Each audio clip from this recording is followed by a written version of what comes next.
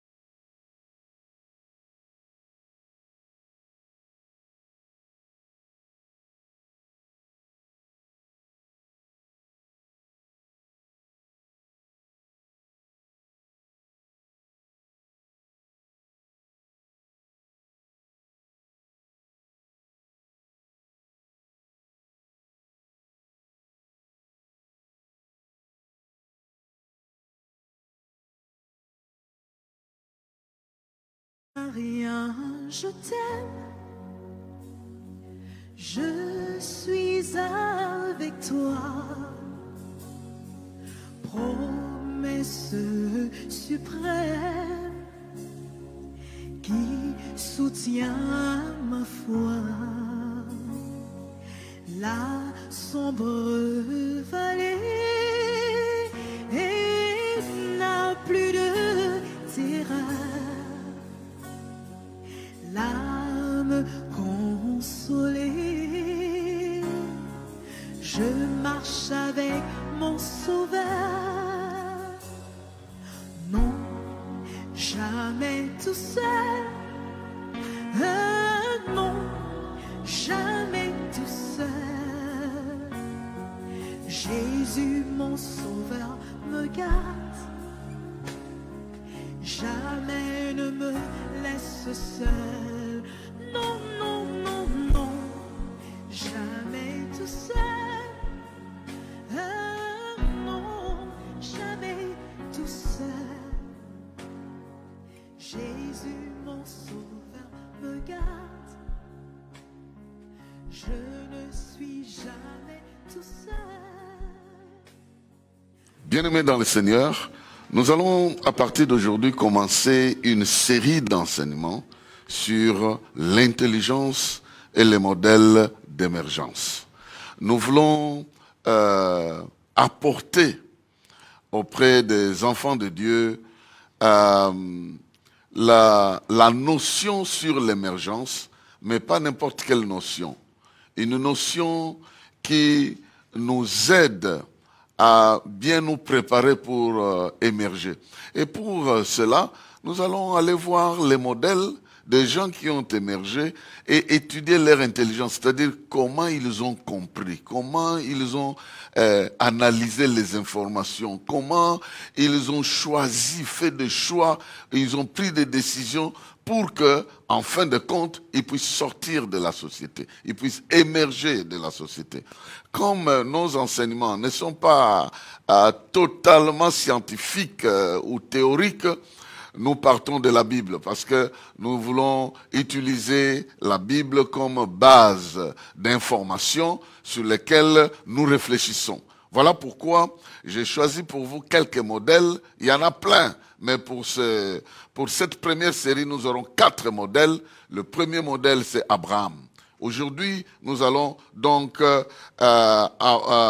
étudier Abraham comme modèle d'intelligence, d'émergence. Un modèle intelligent et un modèle d'émergence que nous pouvons imiter. Parce que, comme nous allons le voir, ce qui lui est arrivé nous arrive aussi. Mais peut-être nous n'appliquons pas le même principe de la même manière ou nous n'adaptons pas notre vie comme lui, il a adapté afin que nous puissions aller de l'avant. Alors, le modèle Abraham.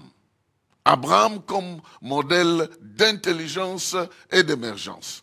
Comment se résume le modèle Abraham? Le modèle d'émergence Abraham se résume par deux mots, la vision et l'entrepreneuriat. La vision et l'entrepreneuriat. Le modèle Abraham embrasse l'intelligence de la vision et l'entrepreneuriat. Parce que lorsque nous suivons la vie d'Abraham, il ne va pas n'importe où, n'importe comment, il suit une vision. Il est derrière une vision qui lui est édictée par le Seigneur. C'est le Seigneur qui lui ouvre la voie à cette vision-là. Il va pertinemment suivre la vision, mais dans l'entretemps, il va aussi faire accompagner cette vision-là d'une capacité entrepreneuriale. C'est comme ça qu'il est sorti. Il est sorti, bien-aimé dans le Seigneur, il a émergé, de sa famille, et puis de deux, il a émergé de sa tribu, de son pays. Donc, la qualité de l'émergence qu'il a eu, ce monsieur-là, dépasse ce qu'il pouvait avoir de sa famille, ce qu'il pouvait avoir de sa tribu et ce qu'il pouvait avoir de son pays. Parce que son émergence l'a placé au niveau mondial et perpétuel. Son émergence l'a placé au niveau de toutes les familles du monde. Son émergence l'a placé au niveau de toutes les tribus du monde. Parce qu'il devient la référence pour la bénédiction des familles, des tribus, des nations. Alors, bien aimé, ce modèle est un modèle très, très, très important. Et nous avons tout intérêt à bien le comprendre. Premier modèle aujourd'hui, nous sommes en train de parler de l'intelligence et des modèles d'émergence. Premier modèle, modèle Abraham. Ce modèle Abraham nous enseigne 5 qualités importantes d'une émergence qui peut nous amener à sortir de notre famille, à émerger plus que notre famille, à émerger plus que notre tribu et à émerger au-delà même de notre nation. Qui n'aimerait pas émerger à ce point-là? Il est sorti de sa famille avec Lot. Mais Lot n'a pas eu autant de succès qu'Abraham, parce que même alors qu'à un moment donné, comme nous allons le voir, il devait se choisir des domaines d'émergence, Lot est allé se compliquer la vie dans un endroit qui lui a coûté plus cher. Mais Abraham est resté le seul, que nous pouvons dire, de toute sa famille qui a émergé plus que tous les autres. Il n'était pas le seul fils. Nahor avait beaucoup d'autres enfants, mais Abraham reste le seul qui a émergé au-delà des gens de son pays, au-delà des gens de sa tribu, au-delà des gens de sa famille. Alors, ce modèle Abraham contient 5 caractères, j'étais en train de dire, qui peuvent nous aider à comprendre comment émergent les visionnaires entrepreneurs.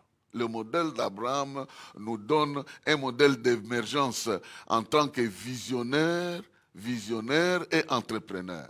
Et ces visionnaires entrepreneurs, ils émergent, ils ont 5 caractéristiques qui peuvent nous aider à étudier ce modèle-là et à comprendre comment, à notre tour, nous pouvons émerger. Donc, à partir de maintenant, je vais carrément entrer dans les textes de la Bible pour nous montrer, première caractéristique, les visionnaires entrepreneurs, ils ont un rêve, ils ont une vision. Mais aussi, ils ont une foi dans leur avenir. Ils ont un rêve, ils ont une vision, ils ont une foi dans l'avenir. Ça, c'est des choses qui les caractérisent. Ils rêvent qu'ils doivent devenir quelque chose.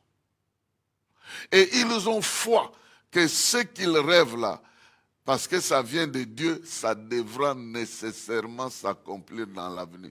Ils n'ont pas d'autre choix que de suivre ça.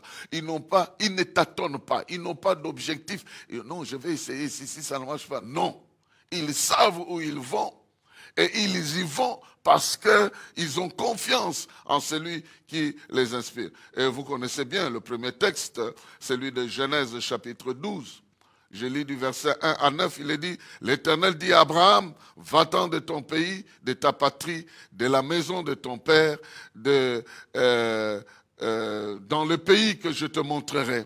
Je ferai de toi une grande nation, je te bénirai, je rendrai ton nom grand et tu seras une source de bénédiction.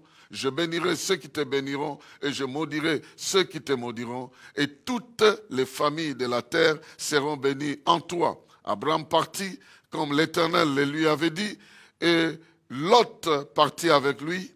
Abraham était âgé de 75 ans lorsqu'il partit de Karam. Abraham prit Sarai, sa femme, et Lot, fils de son frère, avec tous les biens qu'ils possédaient et les serviteurs qu'ils avaient acquis à Karan. Ils partirent pour aller dans le pays de Canaan, et ils arrivèrent au pays de Canaan. Abraham parcourut le pays jusqu'au lieu nommé Sichem, jusqu'aux chaînes de Morée. Les Cananéens étaient alors dans le pays. L'Éternel apparut à Abraham et dit, « Je donnerai ce pays à ta postérité. » Et Abraham bâtit là un autel à l'Éternel qui lui était apparu. Il se transporta de là vers la montagne à l'orient de Bethel. Et il dressa ses tentes ayant Bethel à l'occident et Haï à l'orient. Il bâtit encore là un autel à l'Éternel et il invoqua le nom de l'Éternel. Abraham continua ses marches en s'avançant vers le midi, c'est-à-dire vers le sud. Alors, bien-aimés dans le Seigneur, ici, j'aimerais poser un fondement très capital pour répondre à certaines questions que les gens devront nous poser sans que nous soyons à mesure de leur répondre, parce que peut-être ces questions-là, ils ne vont pas les poser chez moi directement. Alors, Abraham a une vision, Dieu lui est apparu, Abraham a un rêve. En fait, ce rêve-là, c'est Dieu qui a placé ça en lui. C'est ici que j'aimerais faire. Peut-être pour toi, ça sera une révélation. J'aimerais faire une révélation à quelqu'un, si c'est pour toi une révélation. Mais est-ce que tu t'es déjà posé la question, où est-ce que Dieu garde les livres où il a inscrit ta vie? Le livre, le registre de ta vie, il garde ça où? Tout ce qu'il a inscrit pour que ça t'arrive dans ta vie, il a mis ça où? Ce livre-là, je peux faire juste une petite parenthèse dans le livre de Psaume. Nous allons un peu dans le Psaume pour un peu faire comprendre ce que je suis en train de dire, parce que c'est très important que tu comprennes quelque chose. Le Psaume 139, le Psaume 139,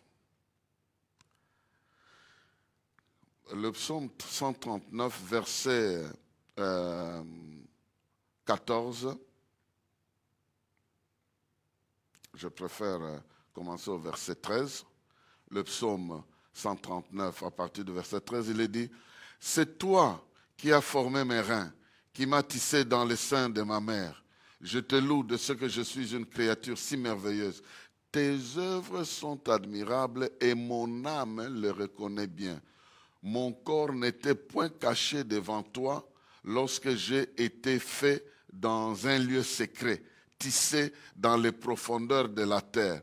Quand je n'étais qu'une masse informe, tes yeux me voyaient et sur ton livre était écrit tout, dans ton livre était tout inscrit les jours qui m'étaient destinés avant qu'aucun d'eux n'existât. Dans ton livre, tu as tout écrit. Lorsque j'étais une masse sans forme dans le ventre de ma mère, tu as fait le programme. Et cette même réalité se retrouve avec Jérémie. Dieu lui dit, il ne faut pas dire que tu es un petit homme. Lorsque tu étais une masse informe dans le ventre de ta mère, j'ai inscrit, je t'avais déjà appelé, je te connaissais. Bien-aimé dans le Seigneur, nous avons besoin de comprendre que notre esprit est le livre dans lequel Dieu a tout inscrit. Ça, il faut mettre ça dans ta tête. Tout est dedans. Dieu a inscrit. Il a même prévu auprès des Juifs, il leur a dit, je ferai une nouvelle alliance avec vous. Et cette fois-ci, j'inscrirai mes lois. J'inscrirai mes lois dans votre cœur. Alors, bien-aimé, ton cœur est un livre.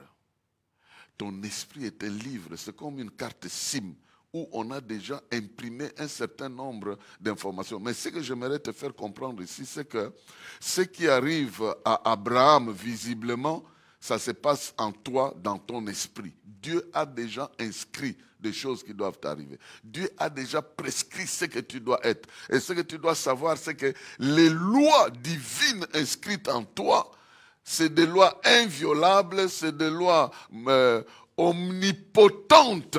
C'est des lois qui ne peuvent pas souffrir une résistance. Ce que Dieu a placé en toi est plus fort. Ici, Dieu a placé dans la vie d'Abraham une vision, une promesse. Il lui a dit, je rendrai ton nom grand. Il lui a dit, je t'appelle de sortir et d'aller dans un endroit, dans un pays que j'ai préparé pour toi, je vais te montrer.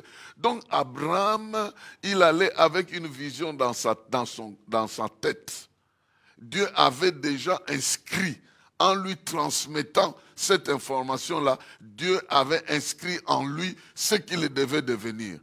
Il ne faut pas penser que Dieu s'est arrêté seulement à Abraham. Même pour ta vie, il y a des lois inviolables. Tu dois devenir ce que Dieu a voulu que tu saches. Et ici, les visionnaires, entrepreneurs, ils rentrent chez eux, en eux, pour comprendre qu'est-ce que Dieu a prévu dans leur vie. Pour saisir la vision de Dieu pour leur vie. Pour saisir que cette vision-là, en d'autres termes, la vision ici, je veux dire, c'est que Dieu a prévu qu'ils deviennent. C'est ça la vision. Dieu a prévu qu'Abraham devienne le père des multitudes, il devienne la référence de la foi, il devienne la base de la bénédiction, la source de bénédiction de plusieurs. C'est ce que Dieu a prévu et c'est ce qui est devenu la vision d'Abraham. Maintenant, cette vision-là devait s'accompagner d'un certain nombre de promesses qui devaient s'accomplir. Entre autres, il devait devenir grand, il devait avoir des enfants, donc il y avait des promesses qui étaient là. Et Abraham saisit la promesse et il commence à marcher en fonction de ça. Il a quitté sa patrie, il a quitté sa famille avec en tête d'aller réaliser son rêve là où Dieu a prévu qu'il le réalise. Bien-aimé, ne reste pas dans les histoires de la famille. Oh non, l'argent de famille. Oh non, les biens de famille. Oh non, les biens du pays. Oh non, écoutez, la vision que Dieu t'a donnée doit s'accomplir si tu sors de tous ces milieux-là et tu te places toi face à Dieu. Ce qu'il a prévu pour toi, il a prévu, tu vas l'accomplir dans cette société, dans cette famille, mais ça ne partira pas de ce qui se passe dans la famille, ça partira de ce que Dieu a déjà prévu pour toi. Alors, Abraham est parti. Donc, la première qualification de ces visionnaires entrepreneurs, c'est qu'ils suivent une vision. Ils ont une vision. La vision ici veut dire ce que Dieu a prévu pour eux dans l'avenir, leur destinée, si vous voulez. Alors, ils suivent ça, même s'ils ne comprennent pas. Même s'ils ne comprennent pas qu'est-ce qui va leur arriver, mais ils suivent ça seulement. Ça, c'est l'expression de la foi.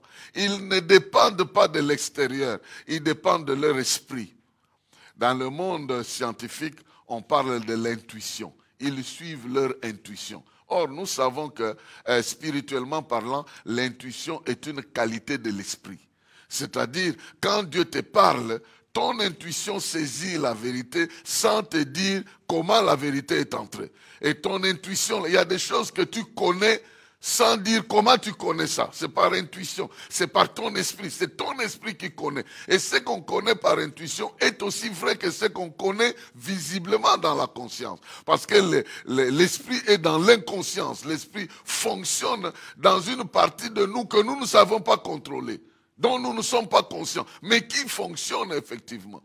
Tu n'es pas conscient comment ton estomac transforme la nourriture que tu prends pour qu'une partie reste dans le corps et une partie soit rejetée. Tu ne sais pas comment ça se passe, mais tu sais que ça existe et ça se passe. De la même manière avec notre esprit, nous ne savons pas comment il se connecte avec Dieu pour récupérer les informations, mais nous savons que ça existe. Et quand nous prions et quand nous nous tournons vers Dieu, notre esprit récupère ces choses-là. Et intuitivement, nous pouvons connaître ces choses. Alors, voyez-vous, bien-aimés dans le Seigneur, si vous voulez émerger, mettez votre esprit à l'avant-plan.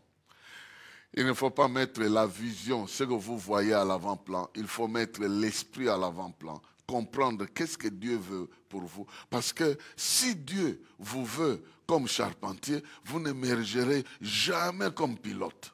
Si Dieu vous veut comme un mécanicien, vous n'émergerez jamais comme cuisinier. Jamais. Donc, recherche un peu les traces de Dieu dans ta vie. La Bible dit que quiconque se confie en l'Éternel trouve dans son cœur les chemins que l'Éternel a tracés. Alors j'aimerais te dire que le livre de Dieu se trouve en toi. Le livre de Dieu pour ta vie n'est pas au ciel. Ça se trouve en toi, dans ton esprit. Je peux même aller plus loin pour dire où est-ce que on trouve aujourd'hui. La science peut faire parler ton corps alors qu'il est déjà mort.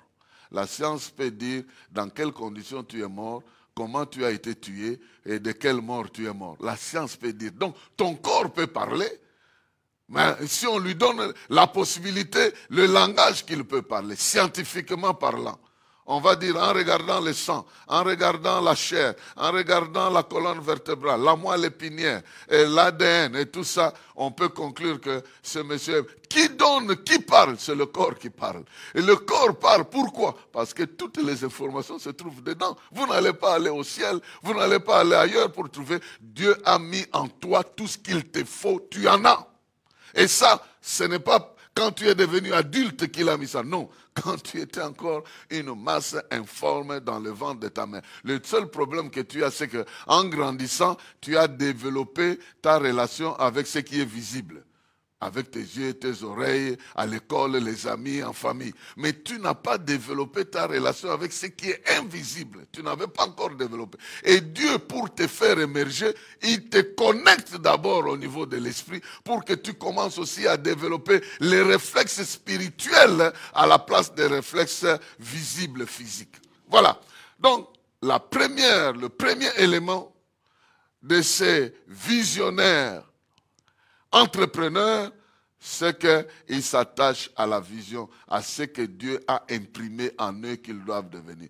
Cherchons cela, nous trouverons.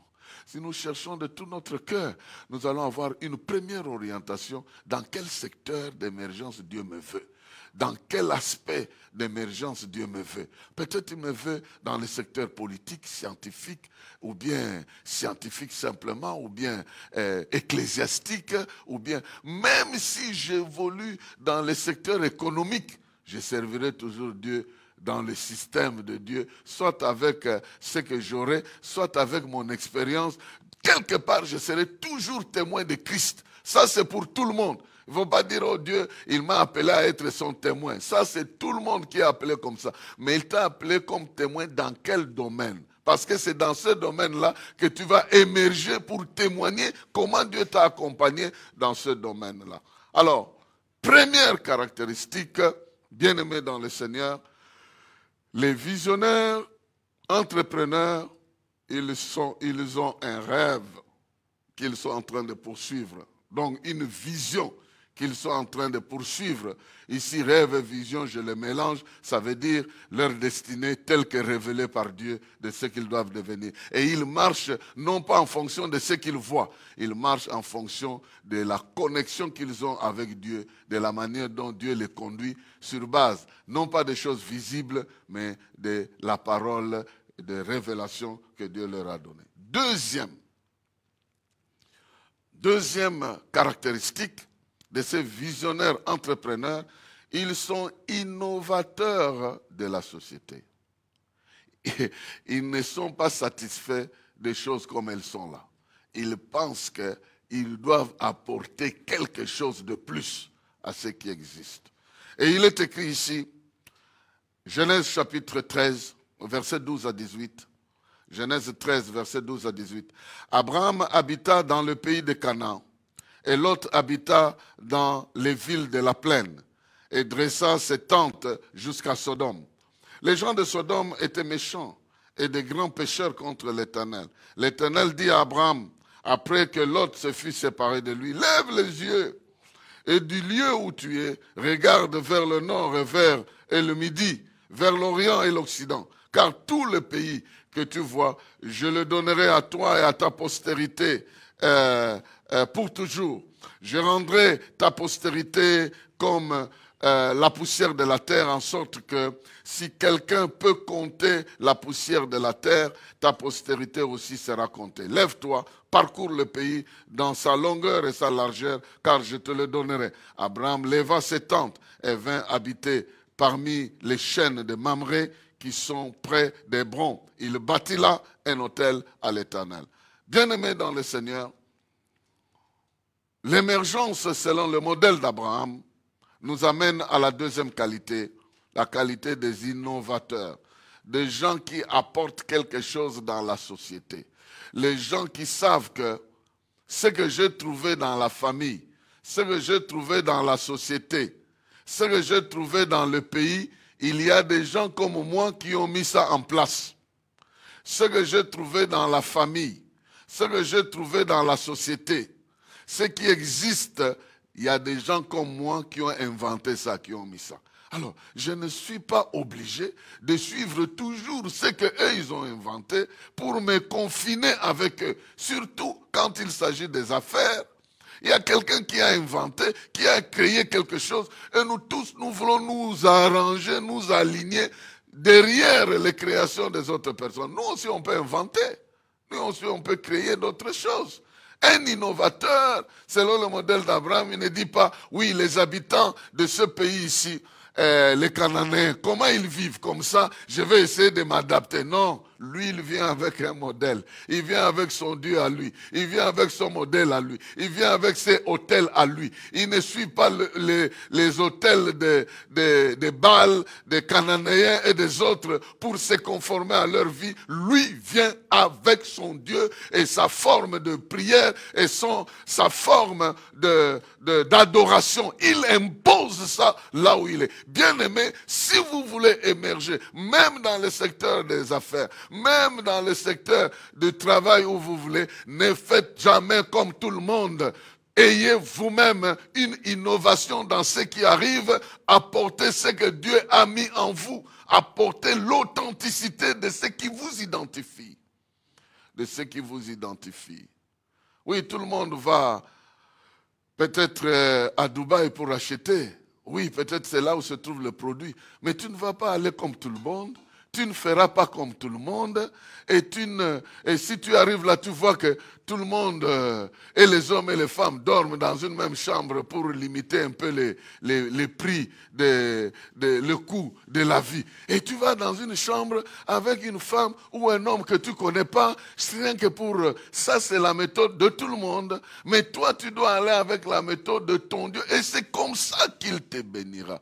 Je prends juste un exemple. Je le prends. Tu entres dans un endroit où tout le monde travaille et tu découvres que les gens qui travaillent là, ils volent de cette manière-là. Et tu entres aussi dans cette lignée-là. Tu commences à faire comme tout le monde. Non. Si tu veux émerger, le modèle d'Abraham ne nous demande pas de nous conformer aux autres, nous demande d'apporter notre propre pierre dans l'édification, d'apporter notre authenticité, d'apporter notre changement, notre innovation dans la manière dont les choses doivent se faire. Abraham a apporté l'innovation dans la manière dont l'adoration devait se faire. Abraham a apporté l'innovation dans la manière dont les affaires devaient se faire, au lieu de se quereller avec son neveu Lot. Au lieu de se quereller avec l'autre, au lieu d'envoûter l'autre et de le bloquer en tant que neveu, non, il a demandé, que je le dirai un peu plus tard, il a demandé à l'autre d'aller à gauche et lui est resté s'élever et progresser là où l'Esprit de Dieu l'a emmené. Il n'a pas dit, ah, peut-être ici, personne n'a jamais élevé les brebis ici, je risque de souffrir. Non, il a monté un autel, il a béni le Dieu qu'il a envoyé pour que ce Dieu-là bénisse le lieu, l'environnement, là où il a envoyé. Il a commencé à évoluer là-bas. Bien-aimé dans le Seigneur, je suis en train de parler des caractéristiques qui accompagnent le modèle Abraham, le modèle d'émergence que j'appelle modèle Abraham. Et dans ce modèle-là, c'est un modèle de visionnaires innovateurs, plutôt entrepreneurs. Et ces visionnaires-là, ils ont leur destinée, ils savent que leur destinée n'est pas écrite ailleurs et n'est pas inscrite ailleurs. Leur destinée est en eux. Ils ont ça avec eux. Ils se promènent avec eux. Dieu a inscrit ces lois-là en eux. Et ces lois-là sont inviolables. Et si c'est Dieu qui lui dit, non, écoute, ce pays je te donnerai, donc il va donner, cette promesse devient pour lui comme une loi sur laquelle il doit s'appuyer afin que cette promesse inviolable qui respire l'omnipotence de Dieu devienne un soubassement solide pour qu'Abraham s'installe sur cet endroit-là, change l'adoration. Quand les Cananéens devaient passer vers chez lui, ah, ce type-là, il vient d'où? Et il a demandé la permission à qui? Et comment il adore ce Dieu? Et comment il se passe? Non, il a suivi ce que Dieu lui a dit. Personne ne va t'imposer de t'établir dans les affaires selon leur manière.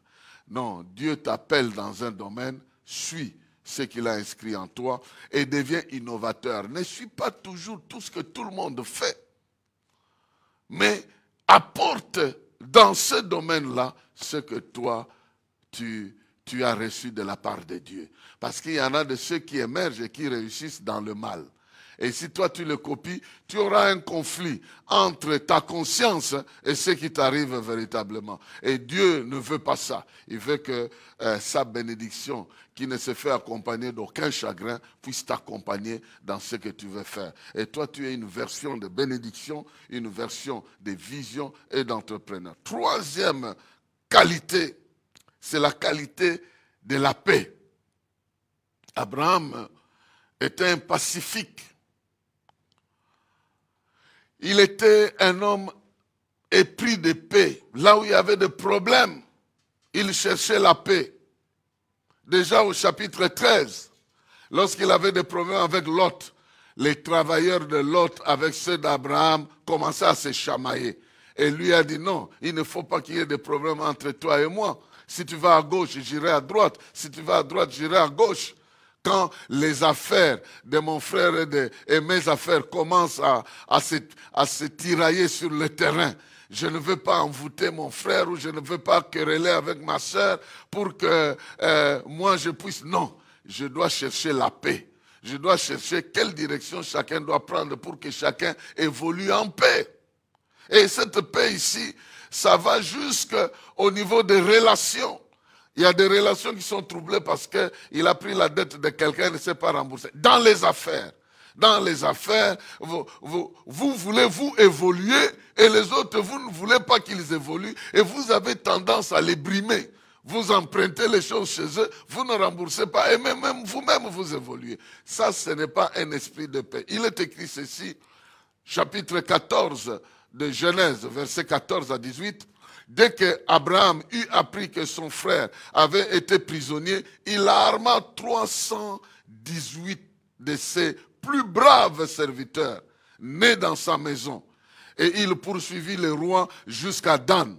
Il divisa sa troupe pour les attaquer de nuit. Lui et ses serviteurs, il les battit et les poursuivit jusqu'à Choba, qui est à la gauche de Damas. Il ramena toutes les richesses. Il ramena aussi Lot, son frère, avec ses biens, ainsi que les femmes et le peuple.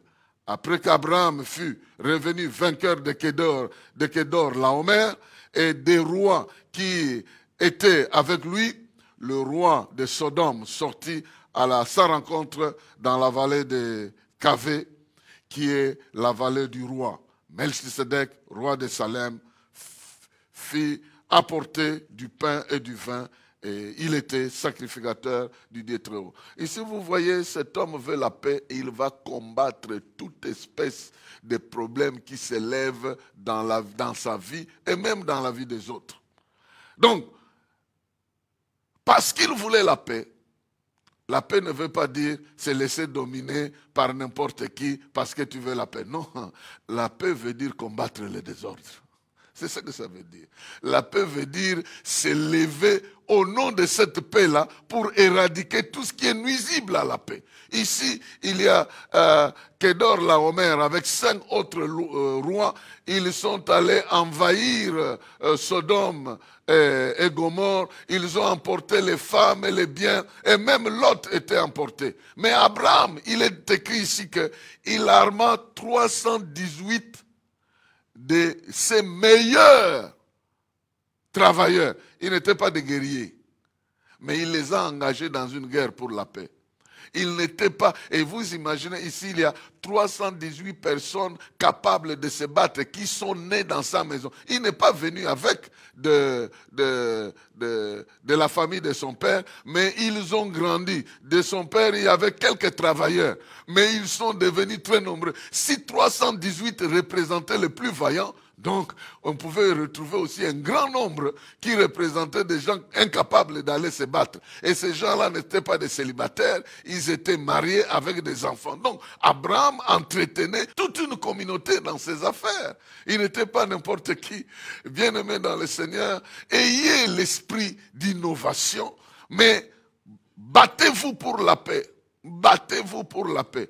Et une manière de se battre pour la paix, c'est de produire ce qui peut signifier la paix pour les gens. Si la faim enlève la paix des gens, alors bats-toi contre la faim, tu produiras la paix dans la vie des gens qui ont la faim.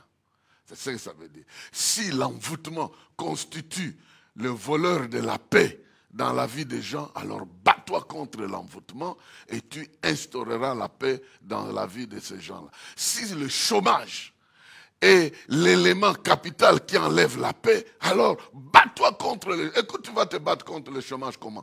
En produisant des entreprises, en créant des entreprises. Tu vas te battre contre le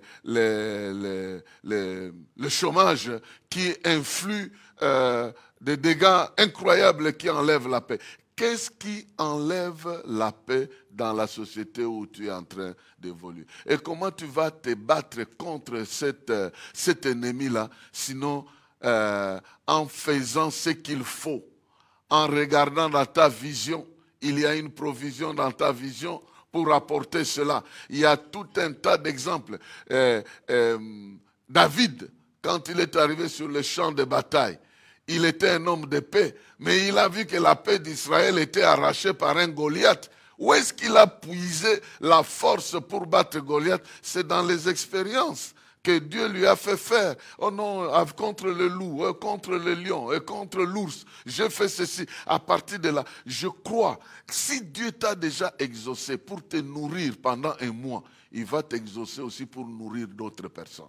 Si Dieu t'a déjà protégé contre la main de l'ennemi et tu as des preuves, il peut faire de toi un homme qui érige un système pour protéger les autres. Bien-aimé dans le Seigneur, l'émergence ici d'Abraham, il était maintenant connu par d'autres rois parce qu'il les a vaincus. Il a émergé dans la contrée après avoir infligé la défaite à tous ceux qui enlevaient la paix. Tu vas émerger quand tu combats l'ennemi de la paix. La Bible dit que heureux ceux qui procurent la paix, ils seront appelés fils de Dieu. Ils seront appelés les enfants de Dieu très haut. Donc, notre paix, ce n'est pas de s'enfermer dans sa chambre et d'oublier ce qui se passe dehors, di babo manakuna nazate, oza. Donc cette affaire te concerne, tu dois chercher quelque chose. Peut-être ton rôle, c'est de lever tes mains et commencer à invoquer la puissance de Dieu. Et quand tu verras que Dieu intervient, tu auras une expérience. Et tu vas maintenant mobiliser d'autres personnes afin qu'ils puissent se joindre à toi pour combattre de cette manière. Les gens sont limités parce qu'ils pensent que tout pour commencer, il faut de l'argent. C'est faux et archi faux. c'est faux, archi faux. Si tu ne commences rien pour combattre l'ennemi de la paix, en pensant qu'il te faut d'abord une ONG, avec l'argent, je ne sais pas qui viendra de je ne sais qui, tu es en train de perdre ton temps. Bien-aimé dans le Seigneur, dans ce que Dieu a déjà fait dans ta vie, il y a une provision. Ah, il y a une provision d'expérience, il y a une provision d'expérience, il y a une provision, et tu peux te lever. Et c'est en aidant les autres à retrouver la paix qu'ils vont se dire, ah, si je suis aujourd'hui ce que je suis, c'est à cause d'un tel qui est venu me rencontrer dans telle circonstance qui m'a amené sur ce chemin-là. L'autre pourra dire, si je suis aujourd'hui ce que je suis, c'est à cause de mon oncle qui est venu m'arracher des 5 rois qui m'ont combattu. Même Dieu dans le ciel a envoyé Melchisedec pour venir donner à Abraham quelque chose pour dire, le ciel est d'accord avec ce que tu es en train de faire. Bien-aimé dans le Seigneur, nous voulons émerger. Le modèle d'Abraham, Abraham est un homme de vision qui voit un peu son avenir avec foi et confiance. Abraham est un innovateur qui ne se mêle pas avec la méthode du monde, mais qui apporte dans le monde ce que Dieu lui a donné pour faire la différence. Et c'est comme ça qu'il émerge. Abraham est un homme de paix qui doit combattre. C'est comme les Romains disaient, qui veut la paix prépare la guerre. Et nous avons de fausses sortes de paix qui nous rendent vulnérables. La paix que Jésus nous a donnée, il a gagné ça en livrant sa vie à la croix. Ce n'est pas une paix des passifs, c'est une paix des gens qui ont reçu l'Esprit de Dieu, qui n'est pas un esprit de timidité, mais de force, en train de crier Abba Père contre toute forme de montagne qui s'élève contre nous pour arracher notre paix. Donc, sans la paix, nous ne serons pas évolués. Et si nous regardons la vie des autres, nous voyons qu'elle est troublée, elle n'a pas de paix, et que nous identifions les éléments qui détruisent leur paix, et nous nous investissons avec Dieu pour apporter la paix, Dieu nous bénira. Il nous accordera la possibilité et on émergera après avoir vaincu la paix. Quatrième, avant-dernière caractéristique ou qualité. Nous lisons ça dans Genèse, chapitre 15, versets 1 à 6. Il est écrit, après ces événements, la parole de l'Éternel fut adressée à Abraham dans une vision. Et il dit, Abraham, ne crains point, je suis ton bouclier et ta récompense sera très grande. Abraham répondit, ah mon Seigneur éternel, que me donneras-tu? Je m'en vais sans enfant et l'héritier de ma maison, c'est Eliezer de Damas. Et Abraham dit, voici, tu ne m'as pas donné de postérité et celui qui est né dans ma maison sera mon héritier. Alors la parole de l'Éternel lui fut adressée ainsi. Ce n'est pas lui qui sera ton héritier, mais c'est celui qui sortira de tes entrailles qui sera ton héritier. Et après l'avoir conduit dehors, il dit, regarde vers le ciel et compte les étoiles si tu peux les compter. Et il lui dit, telle sera ta postérité. Abraham eut confiance en l'Éternel qu'il lui imputa à justice. Bien-aimé, l'autre caractéristique, quatrième caractéristique, avantage du modèle Abraham d'émergence, c'est la foi qui permet de considérer les problèmes comme des défis. La foi qui nous amène à considérer des problèmes de la vie comme des défis, mais pas des problèmes qui nous amènent fatalement à l'échec, mais des défis que nous pouvons relever. Avec quoi? Avec ce que Dieu a placé en nous. La Bible dit, à celui qui peut faire au-delà de ce que vous pensez et de ce que vous demandez, à partir de la puissance qui agit en vous, à lui soit la gloire. Il y a une force qui agit en nous. Un jour, je parlerai du livre de Dieu dans notre vie, pour que vous compreniez. Là-dedans, il y a la loi. Il y a des lois que personne ne peut violer. Là-dedans, il y a les souvenirs. Et la Bible dit que Dieu a regardé les gens qui étaient en train de se parler. Il écrit dans un livre de souvenirs. Il écrit, ces souvenirs-là sont là-dedans, incrustés en toi-même. Il y a des choses qui sont en toi, que Dieu a déjà inscrites en toi. Il y a des livres de vie dans le ciel. Mais le livre de ton témoignage de toi-même, ton arche, là où il y a l'adoration et tout, ça se trouve en toi. Ça se trouve en toi-même. Même ce tabernacle-là où il y avait l'adoration qui se passait, il y a un infime niveau qui se trouve en toi, en toi-même. La Bible dit, si nous contemplons le Seigneur, nous sommes transformés en la même image. C'est en nous-mêmes que cela se passe. Alors, Dieu dit à Abraham, c'est celui qui sortira de toi, qui sera ton héritier, qui va faire ton élévation véritable. Celui qui sortira de toi, c'est les affaires que tu auras faites proprement, personnellement, qui vont t'élever. Ce n'est pas ça que tu as volé ailleurs, que tu as piqué à droite. Non, ça ne va pas constituer les bagages de ton élévation. J'aimerais dire prophétiquement à quelqu'un, Dieu a placé en toi des choses qui doivent sortir. Des choses que tu dois produire. Il n'a pas honte, même si le temps passe, ces choses-là ne sont jamais passées. Il y a un Isaac qui doit sortir de toi et il sortira. Même si des Ismaël ont été formés, ah oui, Dieu m'a appelé pour monter une grande entreprise. Mais dans l'entretemps, je n'ai pas de moyens. Je suis allé travailler chez les Hispaniques ou chez les Indiens. Oui, ça c'est un temps que tu fais là et tu ne vas pas faire ta carrière là-bas. Dieu va t'ouvrir une porte. Voilà pourquoi il faut croire en sa destinée, en ce que Dieu a déjà placé en toi. Il n'a pas fait de faute, il n'a pas commis d'erreur, il est un Dieu omniscient. Donc, il savait déjà depuis longtemps. Dieu parle de notre avenir dans le passé. Dieu parle de notre avenir comme un passé. Il dit, si quelqu'un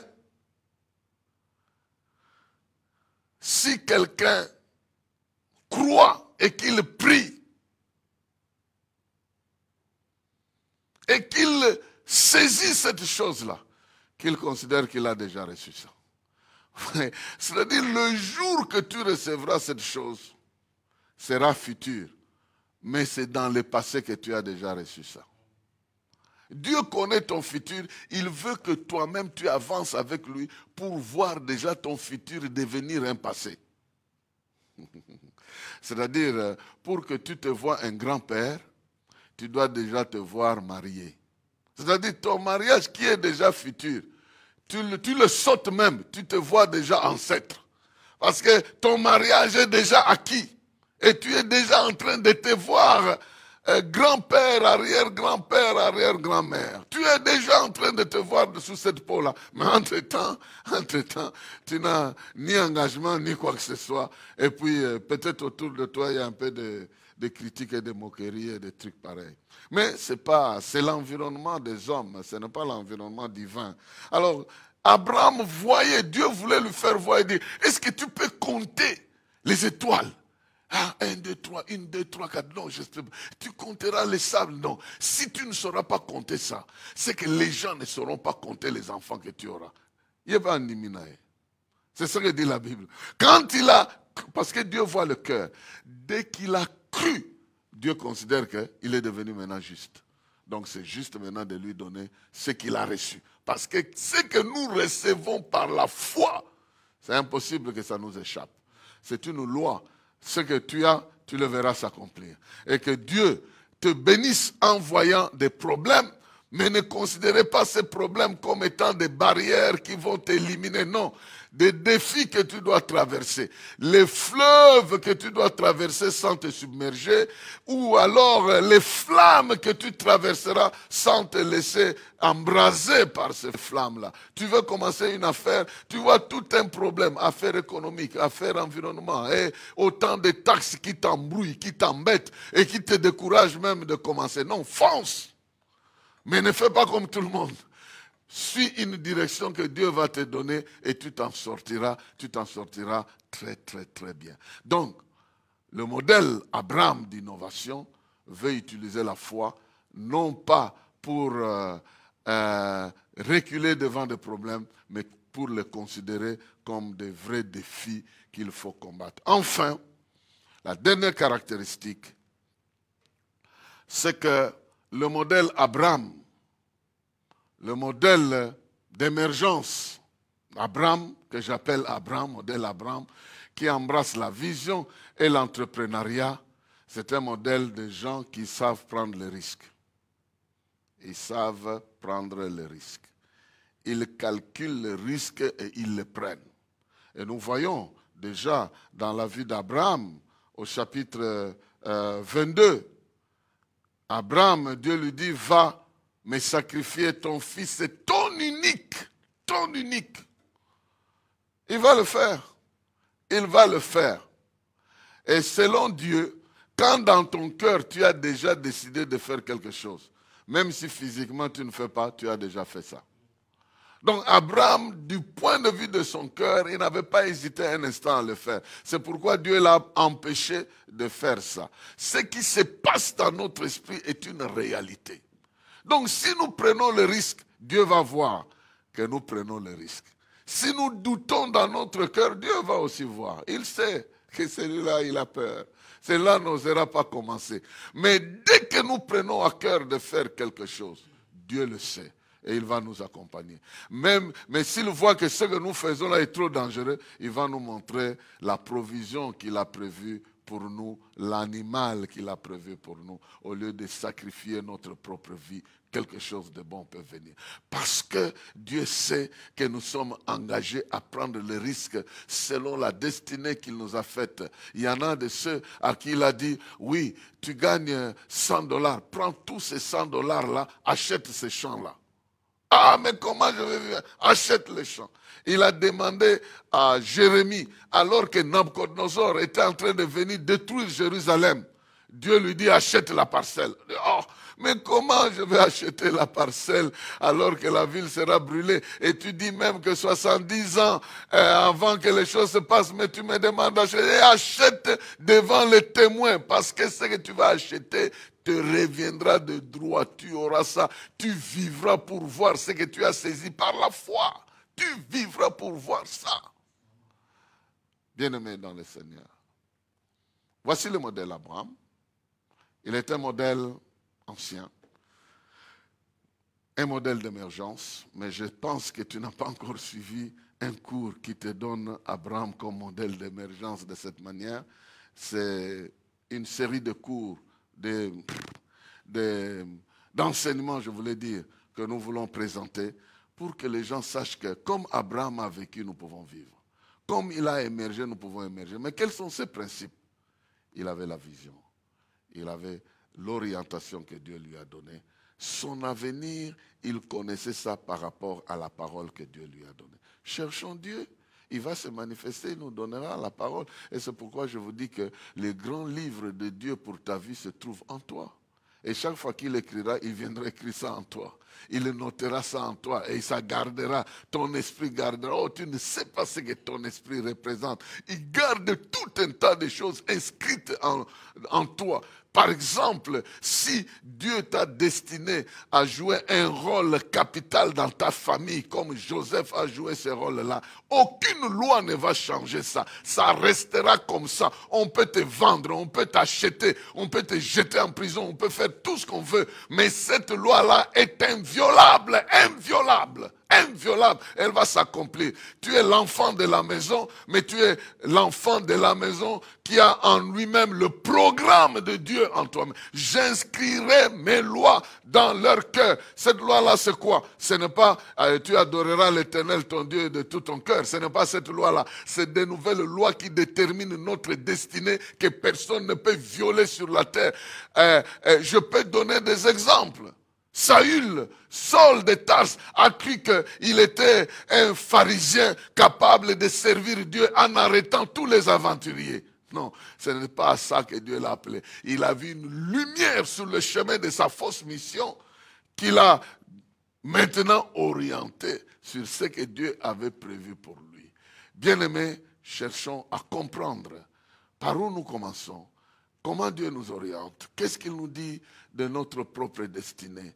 Et si nous saisissons cela, nous amenons de l'innovation à chaque étape de notre vie. Nous n'essayons pas de faire comme tout le monde, mais nous essayons de faire comme Dieu nous oriente de faire, et que la paix devienne un élément capital pour lequel nous nous battons, parce que dans la paix, il y a l'amour, il y a la joie, il y a tout ça emballé là-dedans, dans les affaires et dans notre relation avec Dieu. Soyons en paix, ne soyons pas tricheurs, ne soyons pas en désaccord avec lui, mais aussi trouvons que tous les problèmes qui se présentent devant nous doivent être considérés comme des défis que nous pouvons vaincre. Avec l'aide de Dieu, il nous arrivera ce que nous croyons. Et enfin, sachons prendre le risque, parce que sans risque, nous ne ferons rien du tout. Voici le modèle Abraham. Que Dieu vous bénisse parce que vous l'avez suivi. Demain, nous verrons, disons prochainement, nous verrons un autre modèle et nous allons évoluer.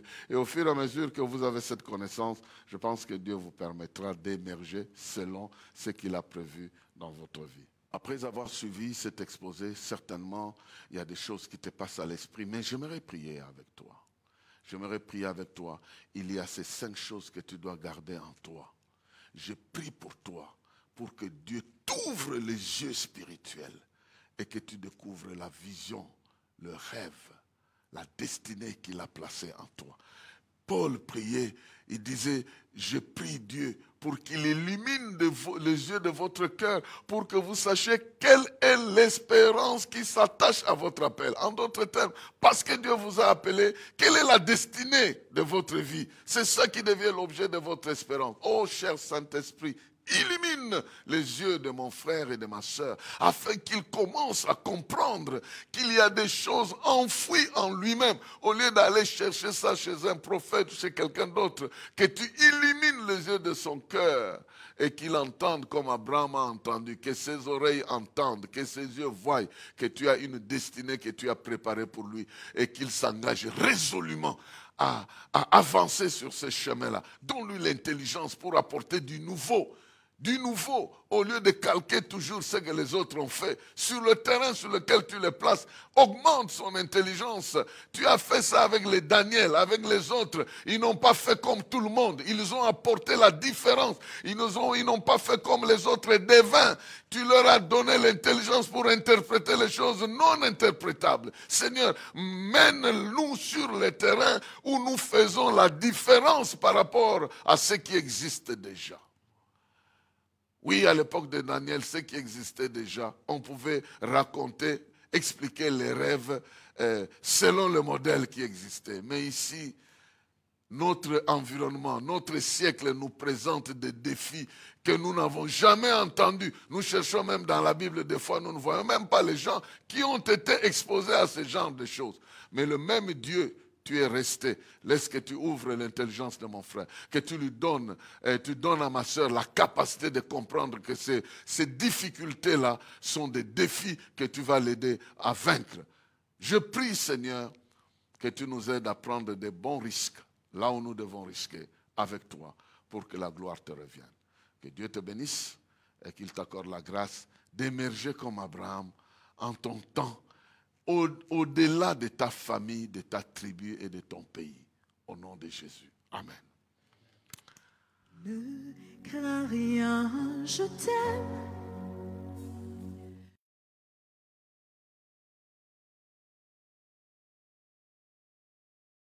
Avec toi, promesse suprême qui soutient ma foi. La sombre vallée n'a plus de terreur.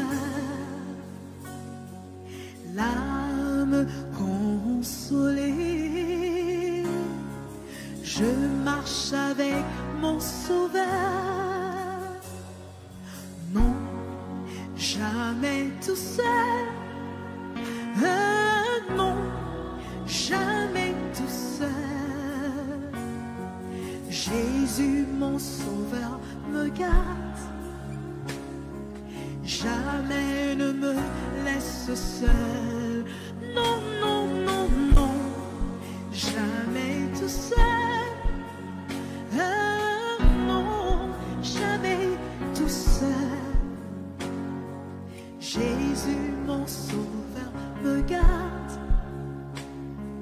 Je ne suis jamais tout seul. L'aube matinière ne lui qu'au beau jour. Jésus, ma lumière, m'éclaire toujours. Quand je perds de vue